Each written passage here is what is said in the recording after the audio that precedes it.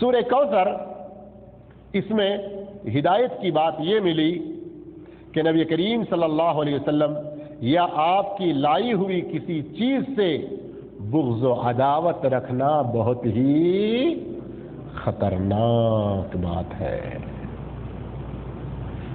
نبی صلی اللہ علیہ وسلم سے بھی بغض نہیں رکھنا چاہیے، اور کیا ہے؟ اور کیا ہے؟ یہ مول صاحب کی بات بہت اچھی رہتی ہے، لیکن یہ بار بار داڑھی کے بارے میں بولتے ایک اچھا نہیں دکھتا۔ یہ مول صاحب کی تقریر بہت اچھی رہتی ہے، لیکن ہمیشہ وہ قبروں پہ نہیں جانا، درگاہوں پہ نہیں جانا بولتے رہتے، بس یہ ایک بات ان کی اچھی نہیں دکھتی۔ یہ مول صاحب بہت اچھی تقریر کرتے ہیں، اچھا بیان کرتے ہیں، لیکن ہمیشہ عورتوں کے پردے کے بارے میں بہت تاکید کرتے ہیں۔ ارے میرا ماڈرن ہے نا، ہمیشہ پردہ کہاں سے ہو پائے گا؟ یعنی مطلب کیا ہے؟ دین کی کچھ باتیں جو میٹھی میٹھی دکھ رہی ہم لینا چاہ رہے ہیں، لیکن باقی باتوں سے دل میں کچھ بغض، کچھ نفرت، کسی طرح کی کراہت، میرے بھائی یہ بہت خطرناک چیز ہے۔ قرآن مجید میں اللہ رب العالمین فرماتا ہے ذَلِكَ بِأَنَّهُمْ كَرِهُوا مَا أَنزَلَ اللَّهُ فَأَحْبَطَ أَعْمَالَهُمْ، چونکہ انہوں نے کراہت کیا، ناپسند